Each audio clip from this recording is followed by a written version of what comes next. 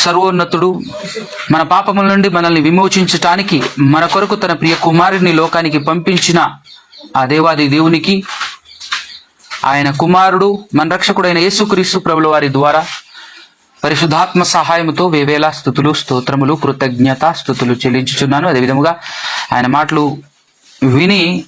విన్న మాటల ప్రకారంగా ప్రవర్తించాలనుకుంటున్నటువంటి మీ అందరికీ కూడా క్రీస్తు పేరట శుభములు, వందనాలు తెలియజేస్తున్నాను. ఈరోజు మనం దేవుడు మనకు రాయించినటువంటి మహాజ్ఞాన గ్రంథమైనటువంటి బైబిల్లో నుంచి కొన్ని విషయాలు మనం ధ్యానించుకుందాం. ముఖ్యంగా మనమందరము కోరుకుంటున్నటువంటి కోరిక ఒకే ఒకటి, ఖచ్చితంగా దేవుడు ఉన్నటువంటి ఆ మహాలోకానికి మనం చేరుకోవాలి, ఆ దేవుడు ఉన్నటువంటి ఆ ప్రాంతానికి మనం వెళ్ళాలి. ఈ 4 రోజుల జీవితం దీనిపైన మనకెట్టాగు ఆశ లేదు. ఎందుకనంటే ఎంత ఆశ పడ్డా ఇక్కడ ఉండం, ఏం కోరుకున్నా ఏది మన ఎంట రాదు, మనం ఇక్కడ ఉండం. కాబట్టి ఈ లోకపు ఆశల్ని వదిలిపెట్టేసి ఈ లోకంలో ఉన్న మన ఆశలన్నింటినీ చంపేసుకొని చిరకాలం యుగయుగాలు తరతరాలు ఆ దేవాది దేవునితో ఆ పరలోకంలో ఆ స్వర్గలోకంలో బ్రతకాలనేటటువంటి ఆశతో నిరీక్షిస్తూ బ్రతుకుతున్నటువంటి వారము గనుక అక్కడికి వెళ్ళాలంటే ఖచ్చితంగా దేవుడు అనుకున్న విధంగా మనం ఎదగాలి. మనం ఆ ప్రాంతానికి చేరుకోవాలి, దేవుడు ఉన్నటువంటి లోకానికి చేరుకోవాలంటే ఆ దేవలోకానికి సరిపడే విధంగా మనం ఇక్కడ డెవలప్ అవ్వాలి, ఖచ్చితంగా ఎదగాలి.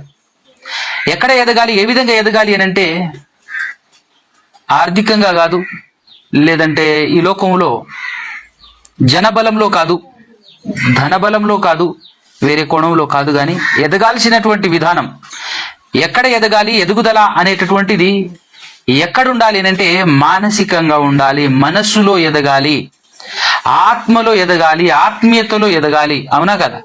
ఖచ్చితంగా మనం ఆత్మీయతలో దేవుడు అనుకున్నటువంటి స్థానంలోనికి మనం చేరుకోగలిగినప్పుడే దేవుడు చాలా ఆనందంగా మనల్ని స్వీకరిస్తాడు. బడా నమ్మకమైన దాసుడా, రా, నీ కోసమే ఇదిగో భూమి పుట్టినప్పటి నుంచి, లోకం పుట్టిన మొదలుకొని అప్పటి నుంచి నీ కొరకు సిద్ధపడినటువంటి ఈ లోకాన్ని స్వతంత్రించుకో అనేటటువంటి మాట మనకు ఎప్పుడు వినబడుతుంది, ఎప్పుడు వినబడుతుంది అని అంటే ఖచ్చితంగా మనం ఆత్మీయతలో ఎదగాలి. అందుకోసమే ఈ పాఠానికి ఒకవేళ టైటిల్ పెట్టుకోవాలనుకుంటే ప్రియులారా జాగ్రత్తగా రాసుకోండి. ఆత్మీయతలో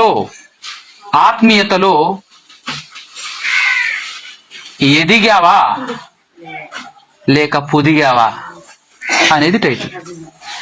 ఆత్మీయ స్థితిలో నువ్వు ఎదిగావా లేకపోతే పొదిగావా అన్నది మన టైటిల్ అనుకుంటే, ఈ టైటిల్ని బట్టి ఈరోజు మనం బైబిల్లో నుంచి కొన్ని విషయాలు మనం ధ్యానించుకుందాం. జాగ్రత్తగా పరిశుద్ధ గ్రంథమైనటువంటి బైబిల్ ఓపెన్ చేసుకొని అందులో కొత్త నిబంధన మత్తయి సువార్తలో 25వ అధ్యాయం జాగ్రత్తగా మనం విందాం. 25వ అధ్యాయము 14వ వచనం నుంచి జాగ్రత్తగా చదువుకుందాం. మనం యేసుక్రీస్తు ప్రభుల వారు మాట్లాడుతున్నాడు. ఆయన మాట్లాడేటటువంటి ప్రతి మాట కూడా చాలా చక్కగా ఉపమాన రీతిగా మనకు బోధించటం జరుగుతూ ఉంటది. ఉపమాన రీతిలో ఆయన ఏదైతే చెప్పాలనుకుంటున్నాడో దాన్ని ఒక ఎగ్జాంపుల్ ఎత్తుకుని ఆ ఎగ్జాంపుల్లో తను కోరుకుంటున్నది ఇది అని మనకు తెలియచేసేటటువంటి ప్రయత్నం చేస్తూ ఉంటాడు.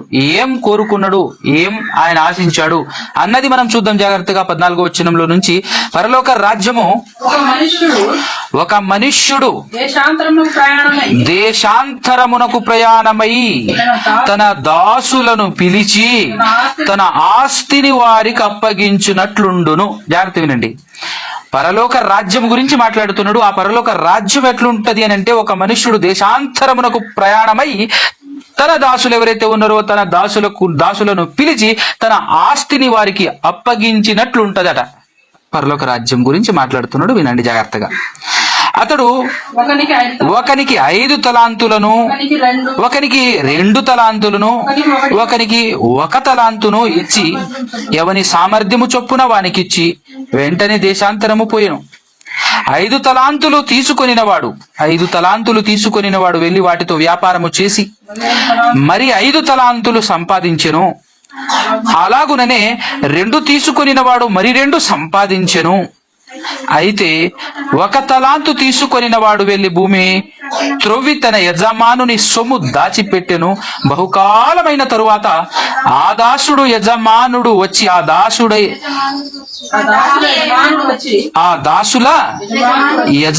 వచ్చి వారి యొద్ద లెక్క చూచుకొనెను. అప్పుడు 5 తలాంతులు తీసుకొనిన వాడు 5 తలాంతులు తీసుకొనిన వాడు మరి 5 తలాంతులు తెచ్చి, అయ్యా నీవు నాకు 5 తలాంతులు అప్పగించితివే, అవి కాకుండా మరి 5 తలాంతులు సంపాదించి తిని అని చెప్పాను.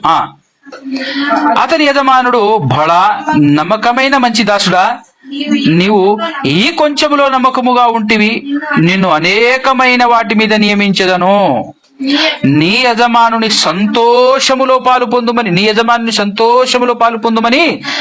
అతనితో చెప్పాను. ఇది మొదటి దాసుడు చెప్పినటువంటి పని. నెక్స్ట్, అలాగే 2 తలాంతులు తీసుకొనిన వాడు వచ్చి, అయ్యా నీవు నాకు 2 తలాంతులను అప్పగించితివే, అవియుగాక మరి 2 తలాంతులు సంపాదించి తినని చెప్పాను. అతని యజమానుడు, బడా నమ్మకమైన మంచి దాసుడా, నీవు ఈ కొంచెములో నమ్మకముగా ఉంటివి, నిన్ను అనేకమైన వాటి మీద నియమించదను,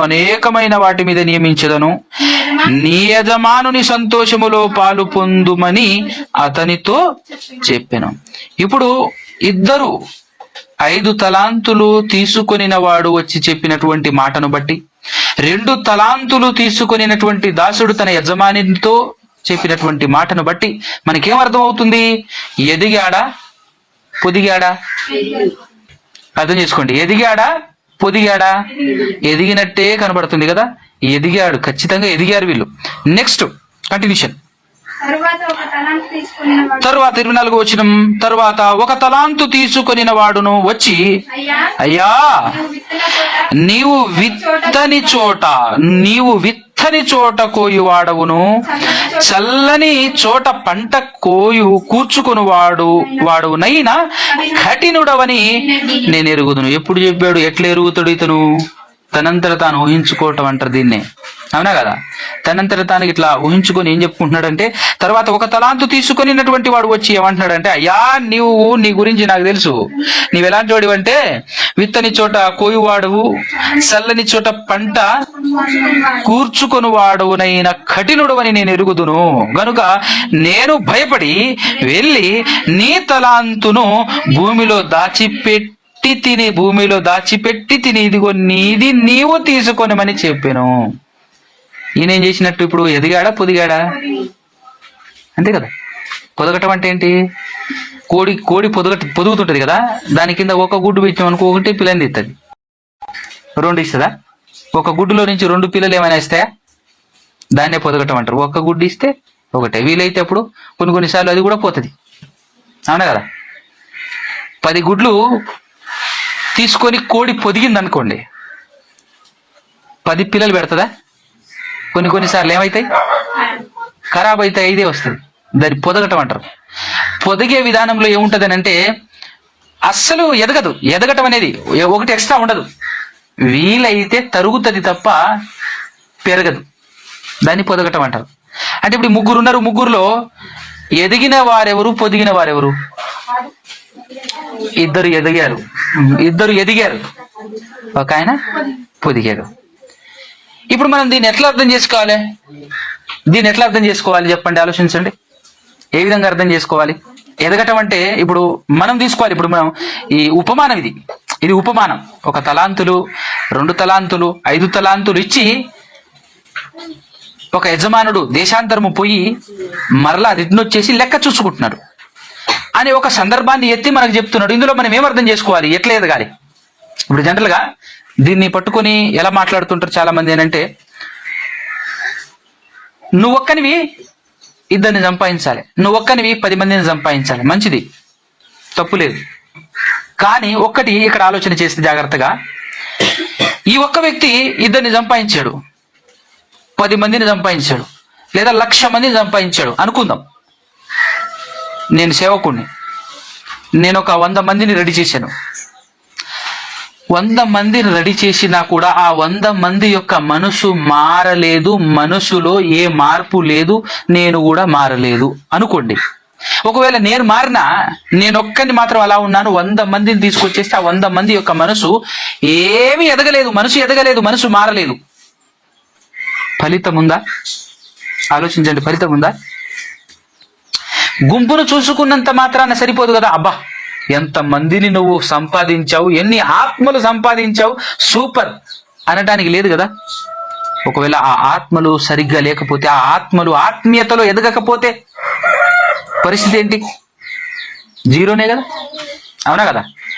మనం ఆలోచన చేద్దాం జాగ్రత్తగా. స్టార్టింగ్ లో ఒక మాట అంటాడు, పరలోక రాజ్యం ఒక మనుష్యుడు దేశాంతరమునకు ప్రయాణమై తన దాసులను పిలిచి తన ఆస్తిని వారికి అప్పగించినట్లుండును అంటాడు కదా. ఏం అప్పగించాడు ఇంతకు మనకు? ఏం అప్పగించాడు?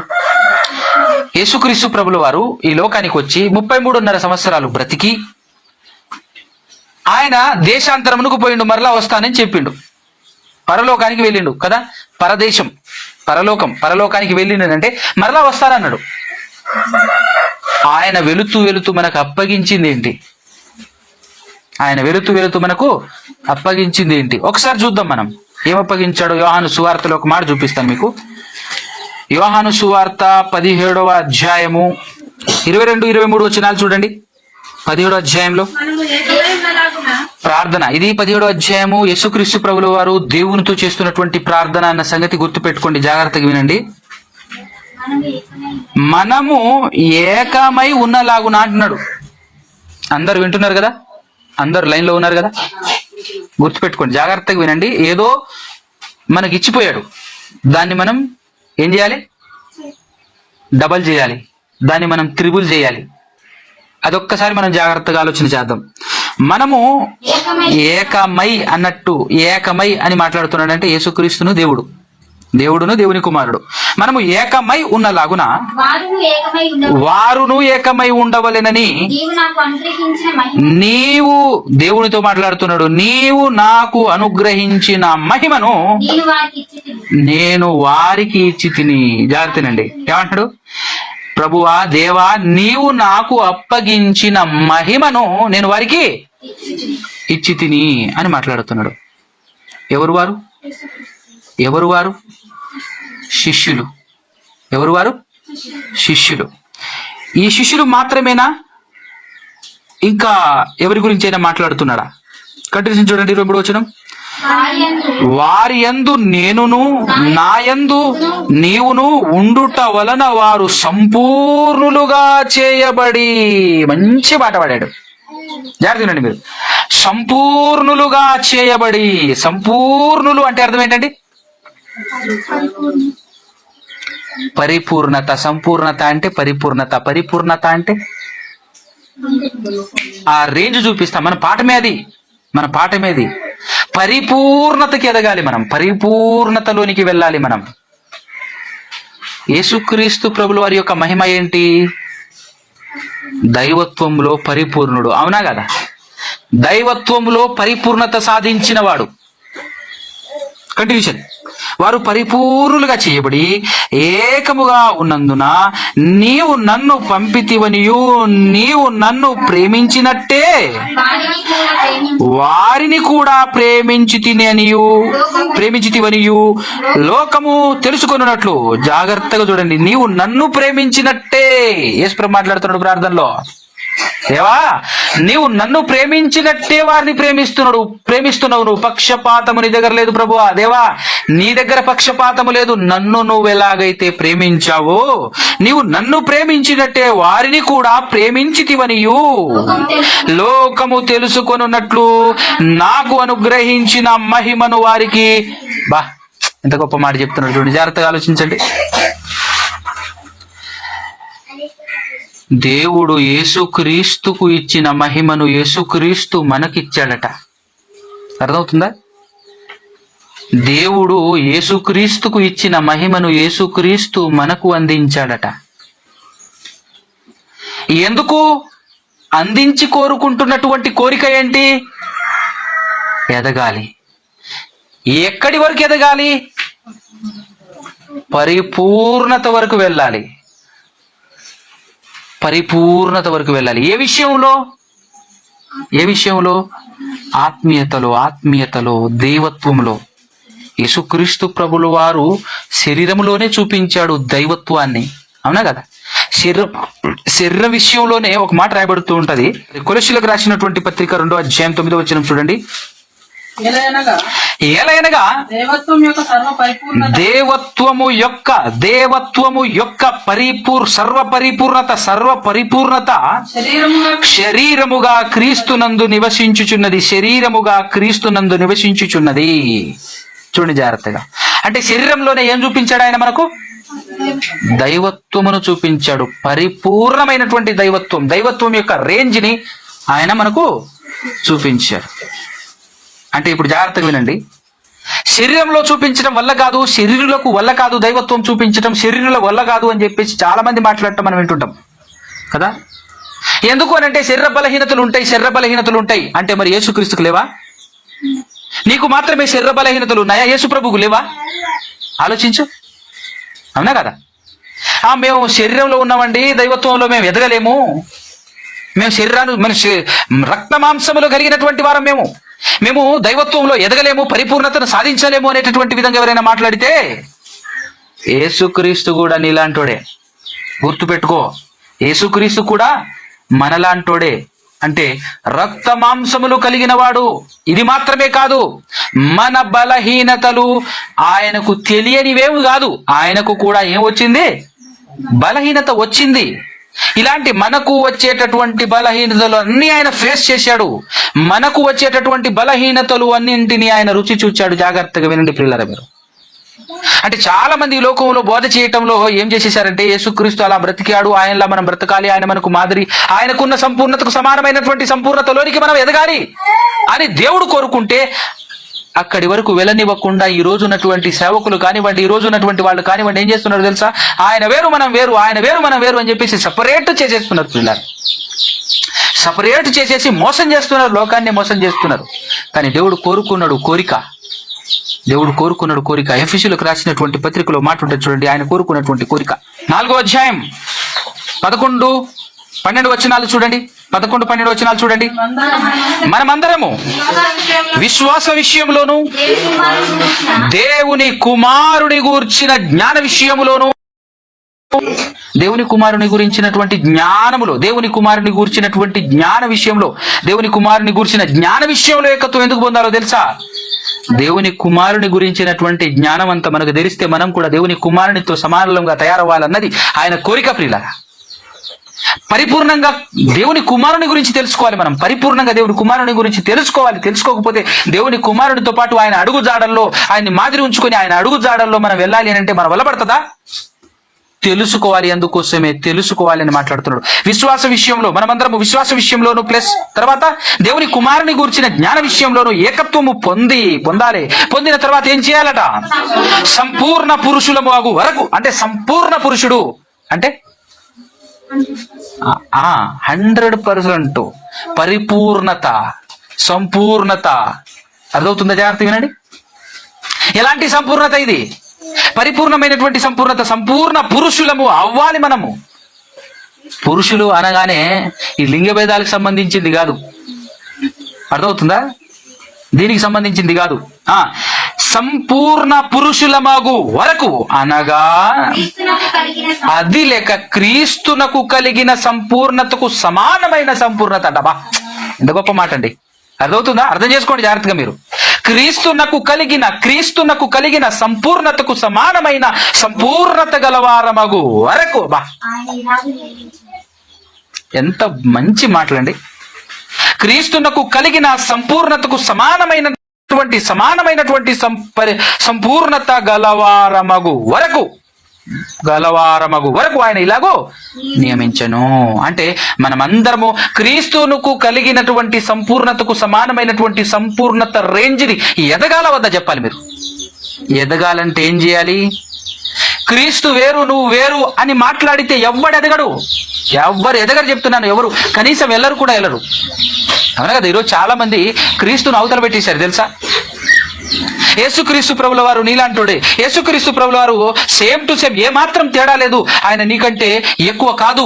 భూమి మీద నడియాడినప్పుడు ఎగ్జాక్ట్ గా నీకున్నటువంటి రక్త మాంసములు కలిగి బ్రతికాడు. దాంతో పాటుగా నీకున్నటువంటి బలహీనతలు ఆయనకు కూడా ఆవరించాయి బలహీనతలు. కానీ వాటన్నిటిని జయించాడు. నువ్వు జయించలేకపోయావు, నువ్వు పడిపోయావు. ఆయన జయించాడు, నువ్వు జయించలేకపోయావు, నువ్వు పడిపోయావు. అందుకోసమే నీకు మరలా అవకాశం ఇచ్చాడు. ఆయన మహిమను నీకు ఇచ్చాడు, మరలా అవకాశం ఇచ్చాడు. ఇచ్చాడా లేదండి మనకు? సరే, ఇప్పటి వరకు జరిగింది ఏదో జరిగింది, వదిలే. నేను మరలా పుట్టిస్తా, మరలా జన్మింపచేస్తా, మరలా పుట్టినట్టే నువ్వు కొత్త జన్మ పాత జన్మను వదిలేసే అని చెప్పేసి బాప్తిస్మం అనేటటువంటి కార్యక్రమంలో మరలా మనల్ని నిలబెట్టాడా లేదండి? ఫ్రెష్ గా నిలబెట్టేశాడు, ఫ్రెష్ గా. ఇప్పుడు నీకు ఏ పాపము లేదు. బాప్తిస్మం ద్వారా నిన్ను కడిగిన తర్వాత, కడగబడిన తర్వాత ఇప్పుడు నీలో ఏ దోషము లేదు, నీలో ఏ పాపము లేదు. నిలబడు అని నిలబెట్టిన తర్వాత ఇప్పుడు నువ్వు పరిశుద్ధుడివే, నేను పరిశుద్ధుడినే. ఇప్పుడు రా నాతో పాటు, ఇప్పుడు రా నాతో పాటు అన్నాడు. అంతేనా కదా? క్రీస్తును వెంబడించాలంటే ఎట్లుండాలి మనం? అవునా కదా? మన శరీరం వేరు, ఆయన శరీరం వేరు అంటే క్రీస్తును వెంబడించగలమా? అది దేవుడు మాట్లాడాడు అనుకో, అది న్యాయమా? నీకు సైకిల్ ఇచ్చేసి ఇంకొకరికి బైక్ ఇచ్చేసేసి ఆయన వెంబడించు అంటే న్యాయమా? న్యాయమా చెప్పండి? నీ బండి వేరు, నీ వెహికల్ వేరు, నా వెహికల్ వేరు అంటే వేరు వేరు వెహికల్ పెట్టేసి వెంబడించు అంటే సరిపోతుందా? సెట్ అవుతుందా? అది న్యాయమా చెప్పండి? మీరు ఆలోచించండి. దేవుడు పక్షపాతి కాదు అని గమనించాలి, గ్రహించాలి. అర్థం అవుతుందా? దేవుడు పక్షపాతి కాదు. దేవుడు ఆయనకి ఏదైతే ఇచ్చాడో మనకు అదే ఇచ్చాడు, మనకి ఏదైతే ఇచ్చాడో ఆయనకు అదే ఇచ్చాడు. అదే ఇచ్చి మనల్ని వెంబడించిన ఆయన క్రీస్తును వెంబడించు అనేటటువంటి మాట మాట్లాడాడు. దానికోసం ఒక 2 వచనాలు మీకు చూపిస్తాను చూడండి ఒకసారి. హెబ్రీలకు రాసినటువంటి పత్రికలో చాలా చక్కగా మనకు ఆ యేసుక్రీస్తు ప్రభువు వారి గురించి మాట్లాడబడడం జరిగింది. చూడండి 16వ వచనం, 2వ అధ్యాయం 16వ వచనం. ఆయన కూడా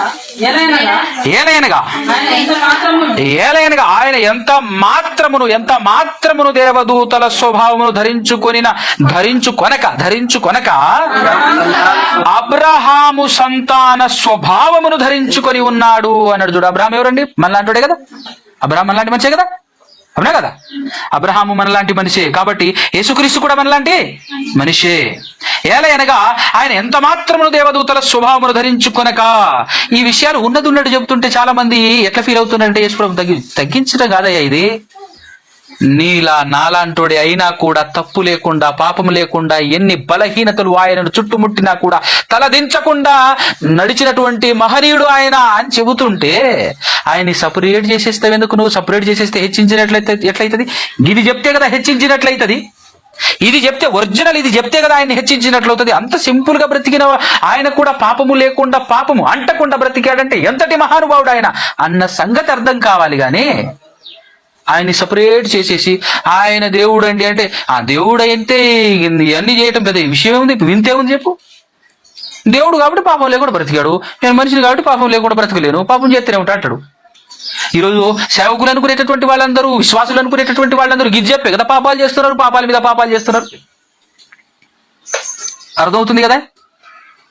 వాస్తవాలు అర్థమైతేనే మనం క్రీస్తును వెంబడించగలం, లేకపోతే క్రీస్తును వెంబడించలేం అన్న సంగతి మనకు అర్థం కావాలి. అందుకోసమే చెప్తున్నాడు చూడు ఇక్కడ, ఆయన ఎంత మాత్రమును దేవదూతల యొక్క స్వభావమును ధరించుకొనక అబ్రహాము సంతాన స్వభావమును ధరించుకొని ఉన్నాడు. దాంతో పాటు 17వ వచనం, కావున ప్రజల పాపములకు పరిహారము కలగజేయుటకై దేవుని సంబంధమైన కార్యములలో కనికరమును నమ్మకమును గల ప్రధాన యాజకుడు ఆయన. ఎవరు? ప్రధాన యాజకుడు అగు నిమిత్తము అన్ని విషయములలోనూ, కొన్ని విషయములలో కాదు, అన్ని విషయములలోనూ ఆయన తన సహోదరుల వంటి వాడు కావలసి వచ్చెను. అవునా కదా? ఇప్పుడు ఆయన సహోదరులు ఎవరు చెప్పండి? అపోస్తలులు, మనము, మనుషులందరూ ఆయన సహోదరులు కదా. యేసుక్రీస్తుకు సహోదరులు ఎవరు? మనమే కదా. అంటే మనలాంటి వాడు కావలసి వచ్చానంటే మనలాంటి వాడేనా కాదు. ఇప్పుడు చెప్తుంది వాక్యం, వాక్యం చెప్తున్నటువంటి మాట అర్థం కావాలా వద్దా? కావున ఆయన తన సహోదరుల వంటి వాడు కావలసి వచ్చెను. 18వ వచనం, తాను శోధింపబడి, చూసారా, శోధింపబడ్డాడు. తాను శోధింపబడి శ్రమ పొందెను గనుక శోధింపబడు వారికిని. అంటే ఈరోజు మనకు కూడా శోధనలు వస్తున్నాయి కదా, శరీర సంబంధమైన శోధనలు, ఈ లోక సంబంధమైన శోధనలు.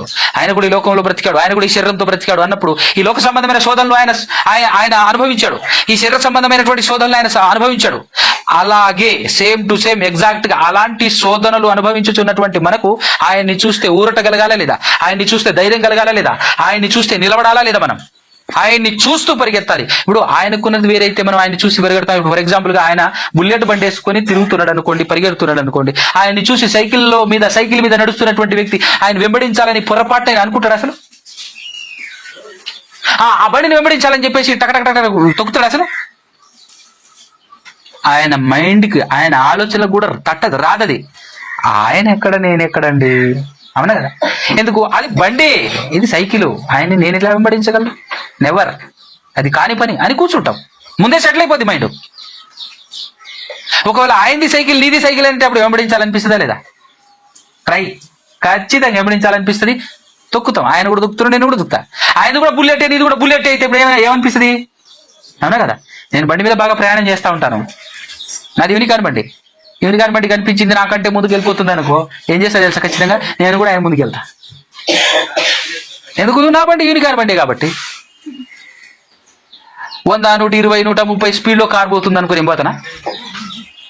అది కారు, నేను పోలేను, నాకు తెలుసు, సైలెంట్ అయిపోతా. ఆ ఆలోచన కూడా రాదు. ఇక్కడి నుంచి పోయేటప్పుడు దాదాపు చాలా దూరం వరకు మన పక్కన ట్రైన్ ఉంటుంది, ట్రైన్ ట్రాక్ ఉంటుంది. ట్రాక్ పక్కన పోవాలి. అప్పుడప్పుడు ట్రైన్లు కూడా వస్తాయి. ట్రై చేస్తా, ఆడదాకా పోతా, అది ఆడుకోపోతుంది. బైక్తో ట్రైన్ వెంబడించగలమా?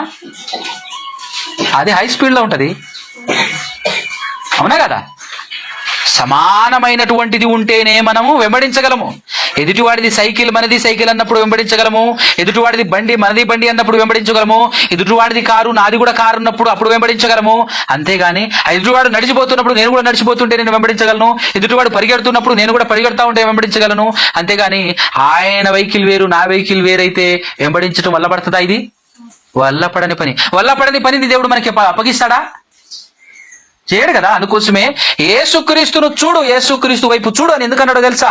ఆయన కూడా మనలాంటి బలహీనతలు కలిగినటువంటి వాడు. అందుకోసం ఇక్కడ ఒక మాట ఉంటుంది చూడండి, 4వ అధ్యాయంలో, హెబ్రీయులకు రాసినటువంటి పత్రిక 4వ అధ్యాయంలో 14వ వచనం చూడండి ప్రియులారా. ఆకాశ మండలము గుంట వెళ్ళిన దేవుని కుమారుడైన యేసు అను గొప్ప ప్రధాన యాజకుడు మనకున్నాడు గనుక మనము ఒప్పుకొనిన దానిని గట్టిగా చేపట్టుదము. మన ప్రధాన యాజకుడు మన బలహీనతల యందు మనతో సహానుభావము లేనివాడేమి కాదు. అర్థమవుతుందా? మనతో సమానమైనటువంటి అనుభవం లేనివాడేమి కాదు, గాని సమస్త విషయములలోనూ మనవలేనే. ఇది గుర్తుపెట్టుకోండి, మనవలేనే. అర్థమవుతుందా? సమస్త విషయములోనూ మనవలేనే శోధింపబడినను ఆయన పాపము లేని వాడిగా ఉండెను. అది మనకు మాదిరి క్రీస్తు. ఎందుకు అనంటే ఎందుకు? మనం ఆయన్ని మాదిరి తీసుకోవచ్చా అంటే తీసుకోవచ్చు. ఆయన మనలాగే బ్రతికాడు ఈ లోకంలో. మనకు ఈ లోకంలో శరీరం ఎటు వైపు చూపిస్తుంది, ఎటు గుంజుతుంది మన శరీరము, అదే విధంగా ఆయన శరీరం కూడా అలానే గుంజింది.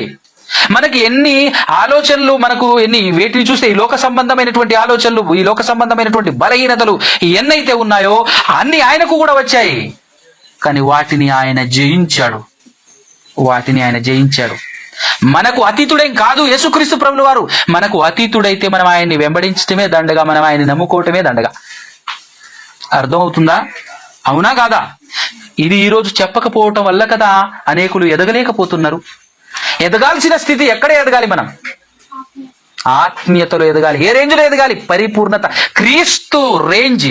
అందుకోసమే యేసుక్రీస్తు ప్రభుల వారు రాక ముందు పాత నిబంధన కాలంలో చాలా మంది భక్తులు మనకు చూపించాడు తెలుసా? చాలా మంది భక్తుల్ని మనకు చూపించాడు. ఎదగాల్సిన రేంజ్ ఇది నాన్న అని. అలా ఒక్కడిని చూపిస్తా చూడు. పాత నిబంధన గ్రంథంలో ఎదగటం అంటే వెనకాల గుంపు ఉండటం కాదు. ఎదగటం అంటే చెప్పులు లేని స్థితుల్లో నుంచి బూట్లు వేసుకునే స్థితి కాదు. ఎదగటం అంటే కాలి నడక మీద వెళుతున్న నీవు కార్లు కొనుక్కోవటం కాదు.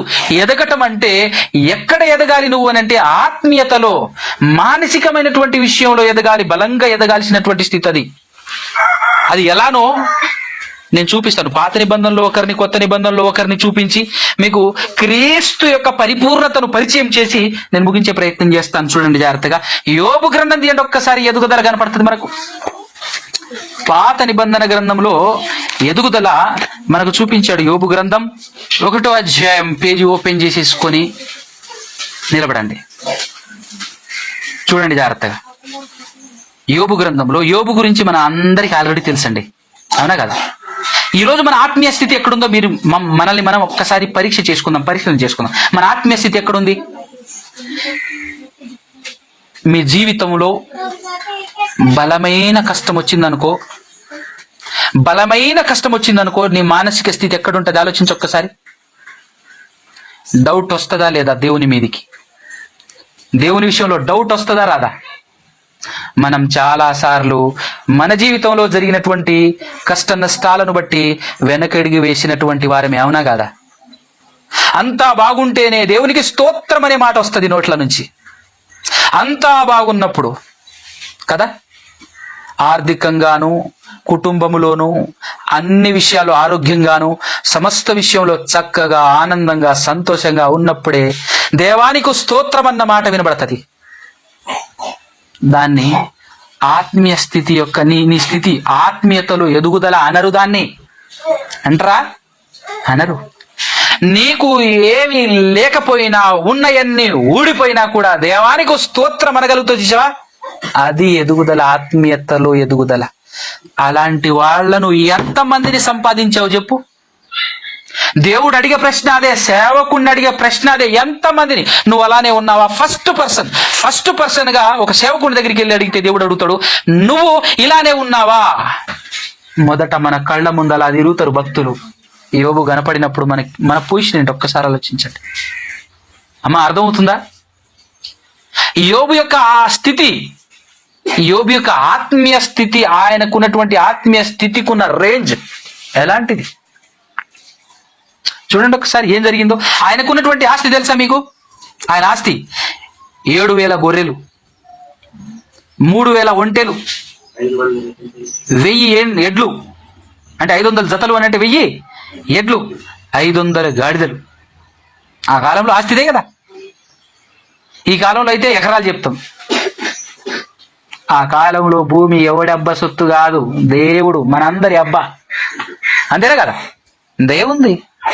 భూమిని అమ్మే ఆలోచన రాలే అప్పుడు. ఇప్పుడు విపరీతం పాడైపోయింది మనిషి యొక్క ఆలోచన కనుక భూమిని అమ్ముతున్నాడు. ఎవరిది భూమి నువ్వు అమ్మటానికి? భూమి ఎవరిది నువ్వు అమ్మటానికి? అవునా కదా? కాబట్టి ప్రియులారా, ఇదంతా ఏం జరిగింది అంటే ఒక్కసారి 13వ వచనం నుంచి 1వ అధ్యాయం 13వ వచనం చూద్దాం మనం ఒకసారి. ఒక దినమున యోబు కుమారులను కుమార్తెలను తమ అన్న ఇంట భోజనము చేయుచు ద్రాక్షారసము పానము చేయుచు ఉండగా ఒక దూత అతని యొద్దకు వచ్చింది. ఇతని కుమారులు తన అన్న ఇంట్లో ఉన్నప్పుడు ఈయన తన ఇంట్లో ఒంటరిగా ఉన్నాడు. అప్పుడు ఒక దూత తన దగ్గరికి వచ్చాడు. దేవదూత కాదు. దూత అంటే విషయాన్ని అందజేసేవాడు. తన దగ్గర ఉన్నటువంటి జీతగాడే అతను కూడా. చేయుచుండగా ఒక దూత అతని ఎద్దుకు వచ్చి, ఎద్దులు నాగలి దున్నుచు గాడిదలు వాటి సమీపమున మేయిచూ ఉండగా షెబాయియులు వాటి మీద పడి వాటిని పట్టుకొని పోయి ఖడ్గముతో పనివారిని హతము చేసి జరిగినది నీకు తెలియజేయుటకు నేనొక్కడినే తప్పించుకొని వచ్చి ఉన్నాను. నేను ఇంత జరిగింది, ఎడ్లన్నీ పోయినాయట, అవునా కదా? ఇప్పుడు ఏం చేయాలి? గిదేంది ప్రభువా, ఇట్లాంటి పని చేసిన ఏంది ప్రభువా, నేను నమ్ముకొని బతుకుతుంటే గిట్లా జరిగింది ఏంది అన్నాడా? మనం అంటామా లేదా? ఆలోచించుకోండి. ఇప్పుడు మనం అనే పరిస్థితిలో ఉన్నామన్నప్పుడు మన ఆత్మీయ స్థితి ఎక్కడుంది? ఎప్పటి నుంచో వింటున్నాం వాక్యం కదా. మనం ఆత్మీయతలో ఎదిగామా? ఇంకా శరీర సంబంధమైన వాటిని కోరుకుంటున్నామా? మనం ఆత్మీయతలో ఎదిగామా? శరీర సంబంధంగానే బ్రతుకుతున్నామా? మనల్ని మనం పరిశీలన చేసుకోవాలి ఖచ్చితంగా ఈరోజు, అవునా కదా? మనం ఎదిగామా? క్వశ్చన్ మన ముందు ఉన్నది. ఇలాంటిది మన జీవితంలో జరిగితే ఈరోజు మనకున్న ఆస్తి ఏ బైకో, ఏ బులరోనో, ఏ ఆటోనో అనుకోండి, పోయిందనుకోండి, పరిస్థితి ఏంది?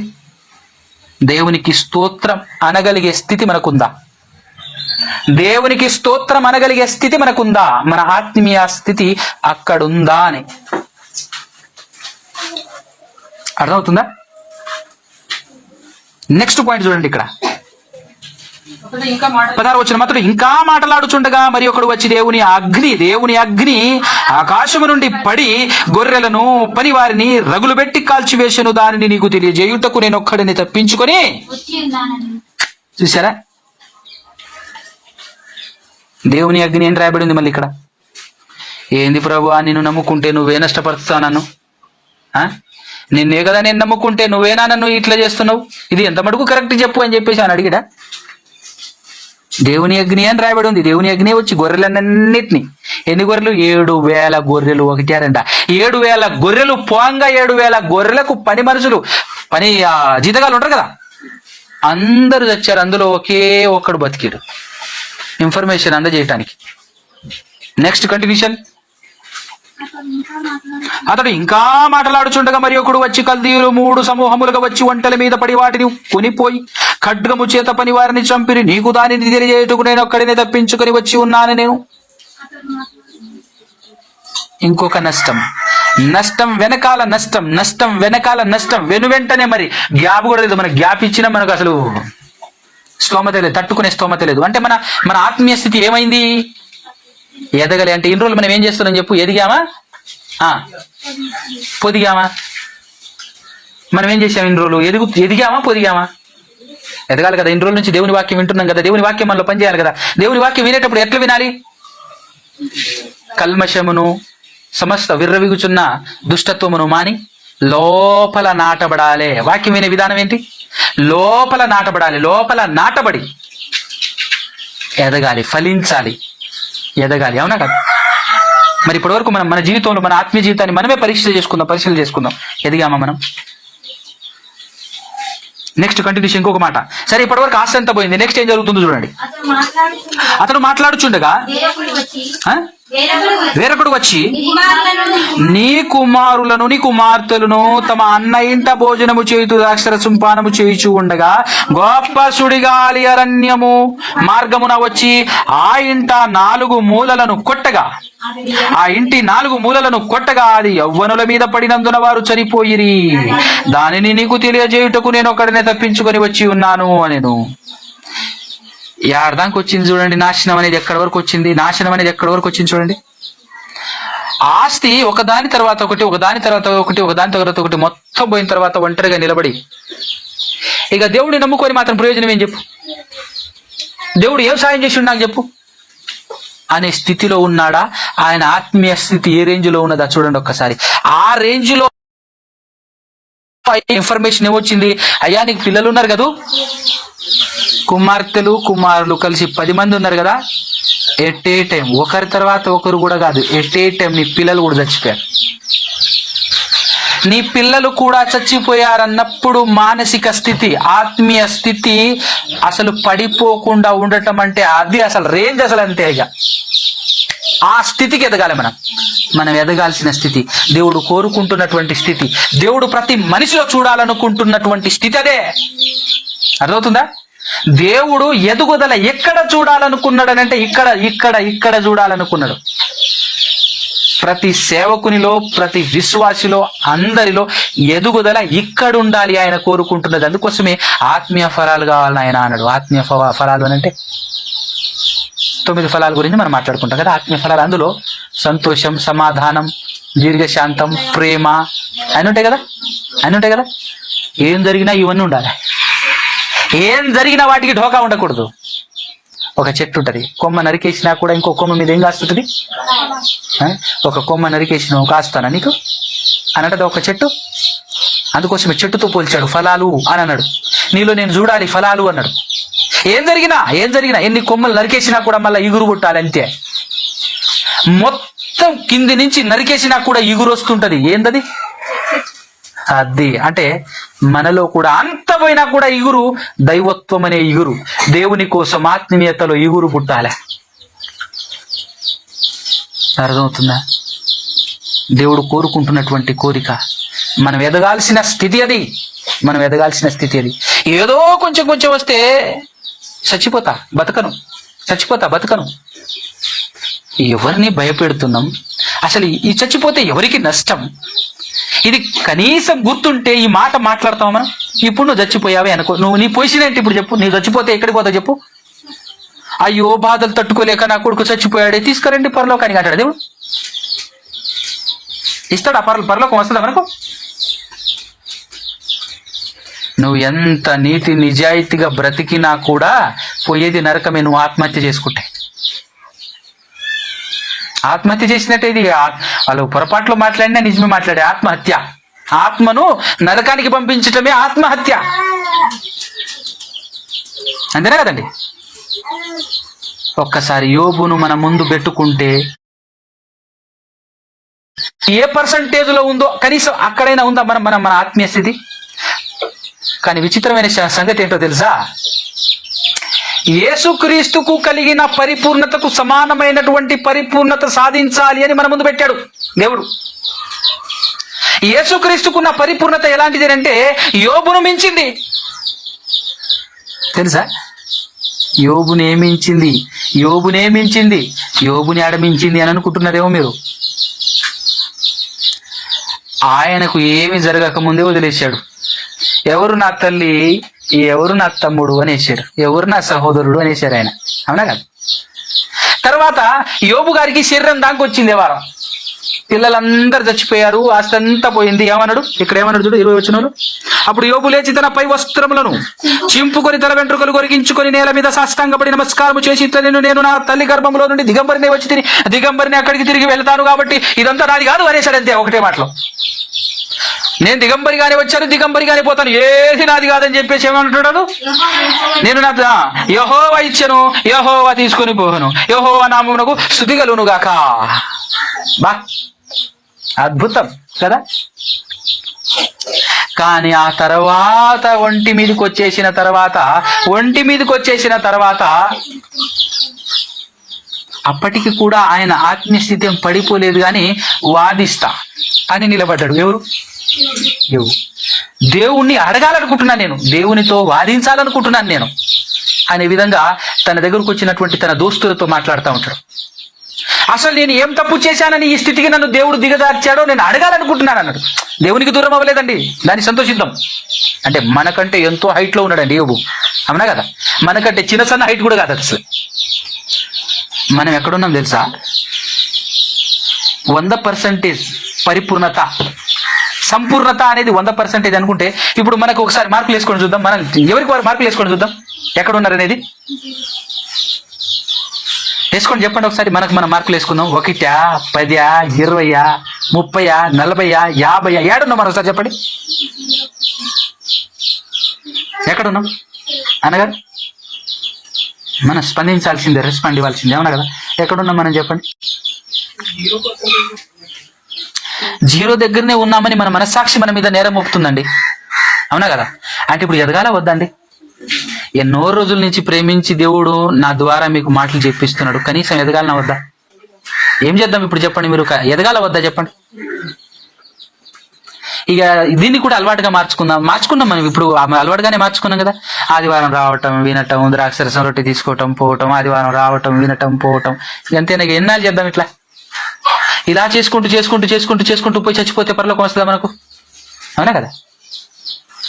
ఎన్నో ఒడిదుడుకుడు, ఎన్నో ఇబ్బందులు దాటుకొని, ఎన్నో విషయాల్ని దాటుకొని, సర్వసత్యములోనికి సర్వసత్యాన్ని చేత పట్టుకొని ఇప్పుడు తెలియాల్సిన నిజమంతా తెలిసిపోయింది. చాలా సంతోషించాం మనం కదా. కానీ ఇప్పుడు దేవుడు కోరుకుంటున్నాడు సర్వసత్యంలోనికి పరిపూర్ణతకు కావలసిన మ్యాటర్ అంతా ఇప్పుడు నీ ముందుంది, నీకు చెప్పిస్తున్నాను. ఎదుగుదల ఏది అని అడుగుతున్నాడు దేవుడు. అనగారు ఏం చేద్దాం ఆలోచించండి ఒకసారి. ఎదుగుదామండి.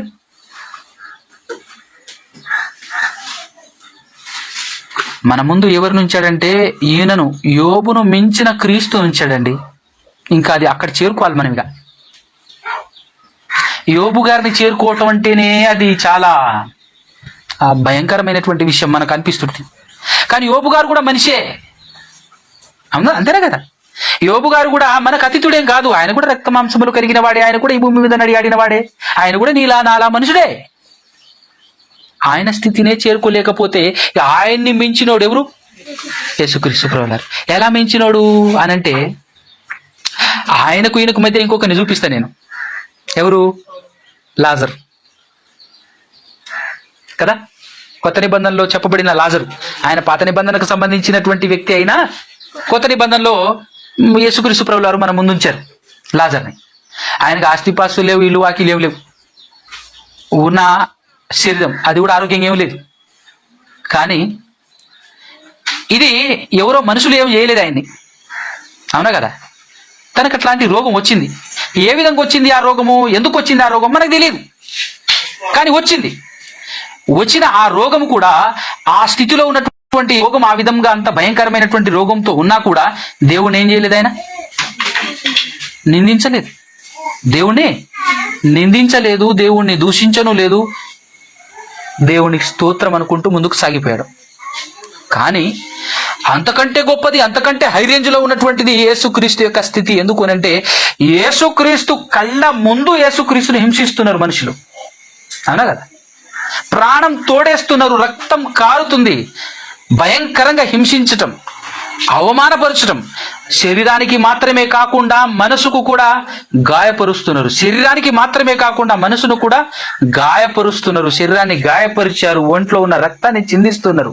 అదంతా తీసి ఆకాశానికి భూమికి మధ్య వేలాడ తీస్తే శరీరంలో రక్తం కారుతా ఉంటే ఆ స్థితిలో కూడా ఏం మాట్లాడుతున్నాడు తెలుసా? దేవానికి స్తోత్రం అనట్లే, అంతకు మించిన పదం మాట్లాడాడు. అంతకు మించిన పదం మాట్లాడాడు. ఏమనో తెలుసా? ప్రభువా, వీరేమి చేయుచున్నారో వీరెరుగురు గనక వీరిని క్షమించు ప్రభువా అని ప్రార్థన చేస్తున్నాడండి. అది ఆయన రేంజ్, అవునా కదా? ఒకవేళ మనం ఆ స్థితిలో వెళ్ళినా కూడా మన పరిస్థితి ఎట్లా ఉంటుంది తెలుసా? ఎందుకనంటే అనేక మంది, ఇప్పుడు యోబు గారు కానీ లాజరు కానీ వీళ్ళందరూ పరిశుద్ధుల లెక్కలో చేరితే వీళ్ళందరూ పరిశుద్ధులు అయితే ఈ పరిశుద్ధులందరూ ఏం చేస్తున్నారు తెలుసా? సంపే ప్రభు, వాళ్ళని ఇంకా ఎన్నాళ్ళు చూస్తావు ప్రభు, సంపే ప్రభు అని చెప్పేసి మాట్లాడుతున్నారు. వాళ్ళు మన ప్రాణాలు అడుగుతున్నారు. కానీ యేసు ప్రభు అలా అడగలే, అవునా కదా? మనకు ఆల్రెడీ చాలాసార్లు మీకు చెప్పాను, మన 6వ అధ్యాయంలో ప్రకటన గ్రంథంలో పరిశుద్ధులు భూమి మీద బ్రతుకుతున్నటువంటి వారు ఇంకా ఎందాక తీర్పు తీర్చక, మా రక్తము నిమిత్తము వారిని ఇంకా ఎందాక తీర్పు తీర్చక ఉంటావు ప్రభువా అని చెప్పేసి వాళ్ళు అడుగుతున్నారా లేదా? కానీ యేసు ప్రభు వాళ్ళు అడిగాడా?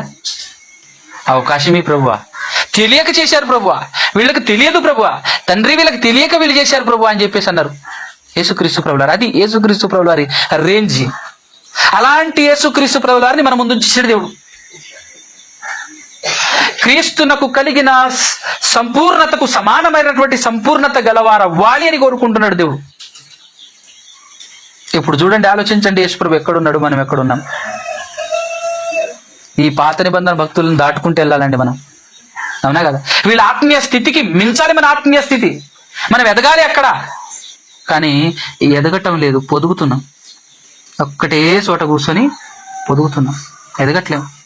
ఎదగకపోతే లేదు ప్రయోజనం, ఫలితం లేదు. ఆలోచన చేద్దామా? అర్థమవుతుందా? ఎక్కడ ఎదగాలి? ఆత్మీయతలో ఎదగాలి. ఏదో యేసుక్రీస్తు నమ్ముకున్నాను, ఇంత ధనం వచ్చింది, చాలా డెవలప్ అయ్యాను, దేవునికి స్తోత్రం, అస్సలు ఉపయోగం లేని మాట అది. దేవుడు మహిమపరచబడ్డప్పుడు, దేవుడు ఘనపరచబడ్డప్పుడు, నువ్వు బాధల్లో, కష్టాల్లో, కన్నీళ్ళలో కూరకపోయినప్పుడు అలాంటి సందర్భంలో కూడా దేవానికి స్తోత్రం నాయనా అని చెప్పగలిగే స్థితి నీకు రావాలి. అలాంటి మానసిక స్థితి, ఆ విధంగా ఎదగాలి నువ్వు మానసికంగా. ఆత్మీయతలో నువ్వు ఎదగాలి. ఎక్కడికి?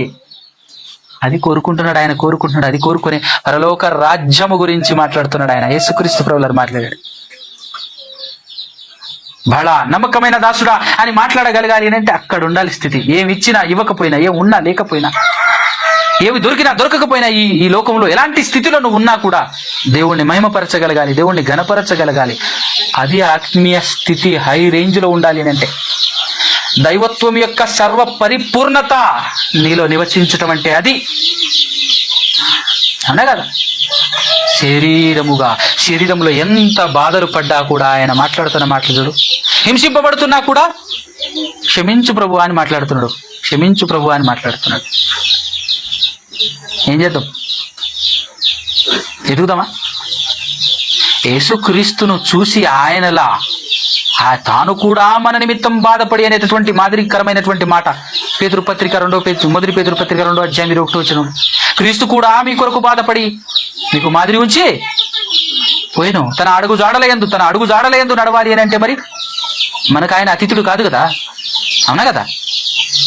మరి ఆయనలా నడవాలి, ఆయనలా బ్రతకాలి అని నీకు నాకు మనందరికీ సూచించాడు దేవుడు అని అంటే ఖచ్చితంగా మనం ఎదగాలి కదా. క్రీస్తుకు కలిగినటువంటి పరిపూర్ణతకు సమానమైనటువంటి సంపూర్ణతను సాధించే రేంజ్కి ఎదగాలి కదా. ఏంటంటే ఎదగాల వద్దా? ఎదుగుదామా వద్దా? ప్రయత్నం చేద్దామా అన్నగారు? ఎన్నాళ్ళని ఇలా సాగుదాం? ఇంకా ఎన్నాళ్ళని ఈ విధంగా కొనసాగాలి? ఎదగాలి, ఆత్మీయతలు ఎదగాలి. ఇంకా డబ్బులు వస్తే దేవునికి స్తోత్రం అని, ఇంకా పిల్లలు పుడితే దేవునికి స్తోత్రం అని, రోగం పోతే దేవునికి స్తోత్రం అని ఆ స్థితిలోనే ఉందామా? ఇంకా ప్రకృతి సంబంధులుగానే బ్రతుకుదామా? ఎదగాలి. ఏం జరిగినా కూడా అదండి ఎదగటం అంటే, దేవుల్లో ఎదగటం అంటే అది దేవుడు కోరుకుంటున్నది కూడా.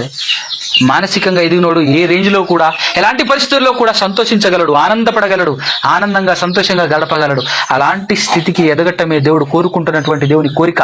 అదే ఎదగటం సర్వ పరిపూర్ణత, దైవత్వం యొక్క సర్వ పరిపూర్ణత క్రీస్తులో ఉన్నట్టు నీలో కూడా ఉండాలి అని కోరుకుంటున్నాడు దేవుడు. దేవుడు చూడాలనుకుంటున్నాడు, మనలో కూడా అదే చూడాలనుకుంటున్నాడు దేవుడు. కాబట్టి ప్రియులారా, దయచేసి సాగుదాం, ఎదుగుదాం, ఆ రేంజ్లో ఎదుగుదాం. సరేనా? ప్రార్థన చేసుకుందాం. కళ్ళు మూసుకొని తలొంచినట్లయితే ప్రార్థన చేసుకుందాం. క్రీస్తుకున్నటువంటి సర్వ పరిపూర్ణతలోనికి మనం కూడా ఎదగాలి. ఎందుకంటే మనం క్రీస్తులో పాలిభాగస్తులం, అవునా కదా? కుమారుని యందు ప్రవేశిస్తున్నటువంటి వారం మనం బాప్తిస్మం ద్వారా ఆయనలో ప్రవేశిస్తున్నాం. ఆయనతో సమానమైనటువంటి సంపూర్ణత సంపాదించవలసినటువంటి వారము అన్న సంగతిని మాత్రం ఏమాత్రం మర్చిపోకుండా గుర్తుపెట్టుకొని నడవండి. ప్రతి దినం ఆహారం భుజించాల్సింది, ఆత్మీయ ఆహారం తినాలి, వినాలి. అప్పుడే ఎదగగలం. ఖచ్చితంగా ఎదగాలంటే మన మానసిక స్థితి ఎదగాలి అంటే ఖచ్చితంగా వినటం, చదవటం, వినటం అస్సలు మర్చిపోకుండా చేయాలి. రైట్? ప్రార్థన చేసుకుందాం. కళ్ళు మూసుకుంటే తల్లోంచి ప్రార్థన చేసుకుందాం. పరమ తండ్రి, పరిశుద్ధుడా, పరమందు ఆశీనుడా, సకల ఆశీర్వాదాల కారణభూతుడా, మనసు నిండా వాక్యముంటే మనిషి నిన్ను ఆపలేడు. ఆత్మకున్న ఆశయంతో కదులు ముందుకు. సజ్జన ద్వేషులు ఇలలో సహజం, ప్రభువుకే తప్పలేదు మరణం. నిలబడుల పరుగిడుల తండ్రి పని కోసమే నీ మనసులో